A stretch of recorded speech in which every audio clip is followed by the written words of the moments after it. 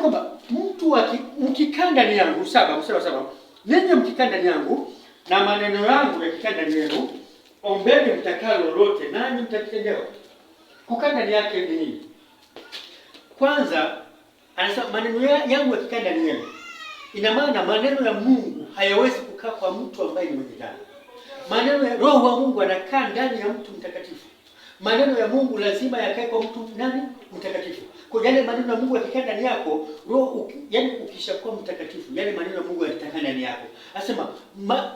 Anasema kwamba ninyi mkikaa ndani yangu na maneno yangu yakikaa ndani yenu. Maneno ya Mungu yakikaa ndani yenu, maneno ya Mungu yanakaa palipo patakatifu. Yakikaa ndani yake, maneno yake yakikaa ndani yetu sisi. Ombeni chochote tunachokitaka Mungu atafanya. Sasa mtu wewe unajua kwamba uko hivi, lakini unakwenda unasema Mungu hivi na hivi, Mungu hivi na hivi. Mungu atakutendea pale unapokuwa ni mtakatifu. Maana Mungu ni mtakatifu. Huwezi kutafuta kitu cha Mungu kwa Mungu mtakatifu wakati wewe sio mtakatifu. Unahitaji kazi, lazima unyenyekee Mungu, naomba unipe kazi. Mungu, nimeamua kufanya hivi, nimeamua kusimama na wewe. Nimesimama na wewe leo. Nimeamua kuacha dhambi, nimeamua kukutumikia wewe. Sasa kuanzia leo nahitaji kukutumikia wewe. Ukikubali tu kwamba Mungu anataka niache dhambi na ukasimama na Mungu, Mungu atasimama nawe. Lazima Mungu atakutendea yale makubwa ambayo yanatakiwa kufanyika. Lakini bado wewe ni mlevi, bado ni msengenyaji, bado ni mzinzi, bado ni mchawi, bado ni kila takataka yote.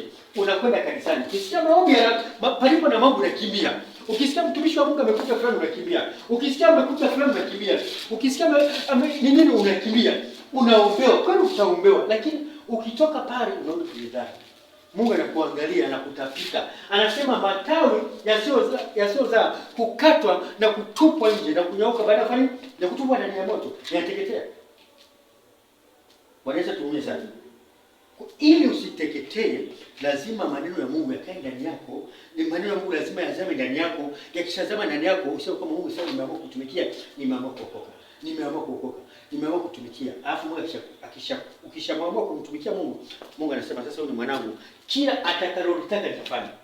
Anasema mkikaa ndani yangu na maneno yangu yakikaa ndani yenu, ombeni lolote ile mtakalotaka nitafanya, mtatendewa. Sasa ni wakati sasa kwa sasa nataka sasa nikubali kumtumikia Kristo, nikubali nimtumikie, nisitende dhambi, alafu ili Mungu aweze kufanya ile miujiza ndani yangu. Mungu atafanya miujiza ndani yenu. Atafanya. Mungu atafanya miujiza ndani yenu. Ndio maana watu walikuwa wanamfuata Yesu, Yesu na wakapewa miujiza kwa sababu wale Yesu alikuwa ameshawasamehe dhambi.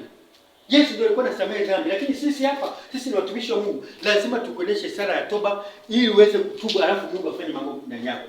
Sasa Yesu wakati wale makutano walikuwa wanamfuata Kristo, wale makutano ni kwa sababu wale makutano tayari Yesu walikuwa ameshatubu. Walikuwa ukimfuata tu Kristo pale anakusamehe dhambi. Akishakusamehe dhambi unapokea miujiza. Wanaweza tumie sana. Kwa unapohitaji kwamba Yesu awe na wewe, lazima ufuate masharti yake. Makanisa mengi utakwenda makanisani. Kila mtu anajua jinsi alivyo. Amen. Katika watumishi. Hii Biblia inasema enendeni ulimwenguni mkawafundishe watu. Sawa? Watubu. Sawa? Waache dhambi zao. Muwafundishe kuziacha dhambi na muwabatize. Amen. Sasa mtu anapokuja kwako unamwambia pokea tu. Atapokeaje wakati ni mchafu? Wewe umevaa nguo nyeupe, alafu unaenda kufanya kazi kwenye umetoka kwenye kufyatua tofali au umetoka kuchuma mkaa, alafu unaambia pokea nguo nyeupe. Nguo zitachafuka. Sasa nguo ichafuke. Kwa lazima ile nguo kwanza lazima uoge. Ukishaoga, alafu ndio unavishwa nguo nyeupe. Huwezi kuoga, huwezi kutoa kwenye mkaa au kuchimba matofali ya udongo, alafu unaenda kuvishwa nguo nyeupe. Lazima itachafuka. Huwezi kuambia pokea tofu bado ni mchafu.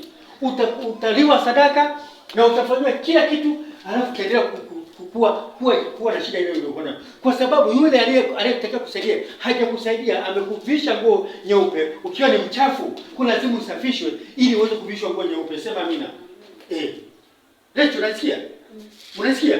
Lazima uvishwe nguo nyeupe baada ya kuwa umeoga. Unaogeshwa alafu unavishwa nguo nyeupe. Huwezi kuvishwa nguo nyeupe wakati wewe ni mchafu. Utaambiaje pokea? Ndio maana unakwenda huko, unasikia mtumishi wa Mungu amekuja hivi, unakwenda, unaombewa, unatoa sadaka yako afu kuna mafanikio. Kwa sababu moja kwa moja unavishwa mavazi ukiwa ni mchafu. Yaani mavazi lazima utatoka pale umevishwa, ukivishwa kwa mfano umetoka kufyatua tofali au kwenye mkaa, utavishwa ile nguo nyeupe utaivaa. Ukiivaa kila unapotembea ule uchafu unavaa ile nguo. Unavaa ile nguo. Hata dakika kidogo unakuta umeshachafuka. Amen. Mnasikia? Kuna makanisa ukienda, haya maneno ya lakini hutasikia hata siku moja. Hutasikia kabisa hata siku moja. Utasikia tu labda hivi na hivi hivi, yani haya maneno hutasikia. Haleluya. Na maneno mengi ya kuongea na nini, lakini leo tumeanza sasa ni kwamba from today leo ni mwendelezo. Amen. Ni mwendelezo. Sasa siku ya miujiza itafika. Sio sana, sio mbali. Lecho, unasikia? Lecho. Amen. Siku ya miujiza sio nyingi, sio mbali, inafika. Lazima kwanza nisafishe donda. Lazima nisafishe donda. Donda likishasafishwa linapigwa na dawa. Kishapigwa dawa, afu napigwa bandage. Afu ambaye atembea sasa. Amen. Yes. Sasa lazima nisafishe donda leo. Nikishasafisha donda, nitasafisha donda baadaye itapigwa dawa na bandage. Kwa lazima niwafundishe kwanza. Niwafundishe kwanza, tutakwenda kufundisha. Paka kila mtu na hitaji lake litakuja. Hitaji lako neno la hitaji lako litakuja. Likija tu ndio unafunguliwa. Hitaji lako likija, neno la Mungu likija kwa hitaji lako likija tu unafunguliwa. Hamna kuuliza, mimi naitwa miujiza, naitwa miracle. Ili jina sikujipa mimi. Sawa? Sikujipa mimi na shuhuda nyingi sana. Nyingi sana. Amen. Yule mama kwa nini alimfuata Yesu? Yule mama kwenye Yohana 4 alimfuata kwa sababu yule mama alifunuliwa. Yesu alimwambia akamwita mume wako. Yule akasema sina mume. Akasema Yesu akasema umesema kweli. Maana umekuwa na wanaume hao watano na yule uliye naye nyumbani sio mume wako, ni mume wa mtu. Maana yule mwanamke alikuwa ni kahaba, alikuwa analala na waume za watu. Yesu aturumie sana. Alikuwa analala na waume za watu yule mama. Akasema kamlete mume. Akasema sina mume. Akasema umesema kweli. Akasema umekuwa na wanaume watano na yule uliye naye ndani sio mume wako. Maana yule mwanamke alikuwa ni kahaba, alikuwa analala na waume za watu. Akapata neema ndio akaenda kutangaza injili kule vijijini. Watu wakaja kwa Yesu kama njoni muone mtu aliyesema maisha yangu. Sema Yesu aturumie sana. Si kuna kitu nilichokisema kwa mwanao? Sio maana umekuja leo. Kwa sababu Mungu alifunua kuhusu mwanao, maisha ya mwanao. Ndio maana umekuja leo. Tofauti na hivyo usingekuja, maana si watumishi wako wengi. Tofauti na hivyo usingekuja. Ni kwa sababu tayari Mungu amesema kuhusu wewe. Kwa sasa Mungu atafanya makubwa kwa sababu Mungu alijifunua kuhusu mwanao. Sasa Mungu atasema mengi kuhusu maisha yako. Na Mungu atafungua. Na ninamwamini Mungu wangu huwa akisema yani sioni tu alafu nisifanye. Ninaona alafu ninafanya. Mungu anafanya. Kuna mtu anashangaa na kwamba ndio wewe ni mgonjwa sehemu fulani anakuombea tunabaki pale. Why? Ziko aina mbili za kubaki vile vile. Kwa sababu hata Yesu wakati anamwombea yule kipofu, alimwombea kipofu akamwambia hivi, unaona? Akasema alitema mate chini, akafinyaga mpaka usoni. Akasema unaona? Akasema naona watu kama miti. Naona watu kama nini? Kama miti. Kwa nini hakuona pale? Bartolomeo yeye aliombewa akasema ona, akaona pale. Lakini yule akasema sioni, naona watu wanakimbia kama miti. Alipomgusa mara pili saliona. Kwa nini sasa ukaombewa leo kaombewa? Kwa sababu kama usipone leo, siku ya pili ukaambuka pona. Au katendewa kile ambacho kilikuwa kinahitaji lako likaondoka. Kwa leo hii tumekuja kwa ajili ya kujifunza. Kwa ajili ya kujifunza. Alafu siku ya miujiza itakuja. Hapa this place. Hapa leo tarehe ngapi? Tarehe 21. Ni 21. Eti ni 21. 22. Tarehe 22 mwezi wa ngapi? Wa 6 mwaka 2025. Siku ya Jumapili. Tuko ngapi? Utatu Mtakatifu. Baba, Mwana na Roho. Amen. Haleluya. Sasa hizi ndio ishara sasa. Vitu viko 6 lakini tuko watu watatu. Sasa msione kwamba tuko watatu. Yaani ibada njema huanzia wapi? Nyumbani. Ibada njema huanzia wapi? Nyumbani. Na tumeanza hapa sasa. Kwa sababu tumeanza hapa, itakuwa ni mwendelezo. Tutatoka hapa, naona hapa ni pakubwa. Hapa watu 30 wanaweza kukaa hapa na ndani. Hapa mpaka pale, maana pale kuna vyoo, ni nyumba yangu kuna choo ndani. Vyoo kama watu wameshakuwa wengi, tutakuwa tunakaa hapa. Tukitoka hapa, Mungu atajua ni wapi tutakapoelekea sasa. Kishakuwa hapo tutajua kwamba hapa sasa ni padogo, tuhamie wapi? Sehemu nyingine, lakini tutakuwa kwanza hapa. Amen. Kwa sababu nadhani sasa tusimame sana kushukuru. Tusimshukuru Mungu kwa ajili ya neno la Mungu. Semeni, tufunge macho, mikono juu, tunyanyue mikono, tuseme Bwana Yesu. Bwana Yesu, tunakushukuru kwa kuwa ni mwema. Jioni ya leo tumesikia neno lako kwamba tukae ndani yako. Na sisi tumekubali kuanzia leo kukaa ndani yako. Kukaa ndani yako moja kwa moja. Yesu, tunamtusamea. Tunamtutakase. Kwa pale tulipokosea, tukafanya mabaya, tunamtusamea.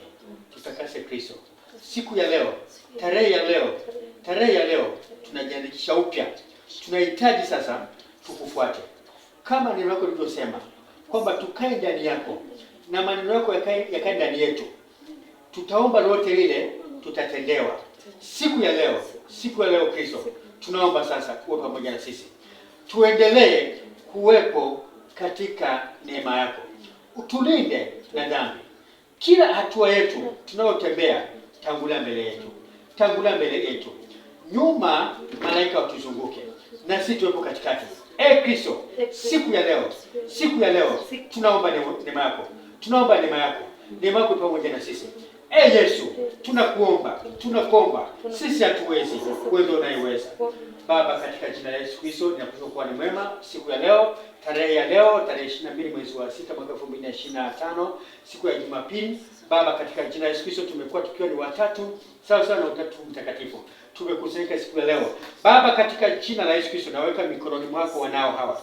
Neno lako uliokusudia tulizungumze leo na neno lako tumezungumza leo. Baba, katika jina la Yesu Kristo, neno lako naomba likae ndani yetu, ndani ya mioyo ya wanao. Maana umesema neno lako likiwa ndani yetu na tuombe lolote lile tutapewa. Baba, katika jina la Yesu Kristo, Mungu mwenye nguvu, naomba neema yako Baba, katika jina la Yesu Kristo, naomba neema yako iweze kuwa pamoja na wanao. Kuanzia leo wanapotoka hapa Baba, katika jina la Yesu Kristo, naomba nguvu yako kwa jina la Yesu Kristo, naomba nguvu yako iweze kuwa pamoja na wanao. Katika jina la Yesu Kristo, Mungu mwenye rehema, ninaharibu kila roho naona katika mama huyu. Baba, katika jina la Yesu Kristo, Mungu mwenye nguvu, ninaiharibu. Ewe shetani uliovaa katika mama huyu, ninakuharibu katika jina la Yesu Kristo. Ninakuondoa katika jina la Yesu Kristo. Naomba neema yako iwe pamoja na mama huyu. Kwanza sasa, jioni ya leo wanapotaka kuondoka kwenda majumbani, naomba neema yako iwe pamoja na wao katika jina la Yesu Kristo. Amen.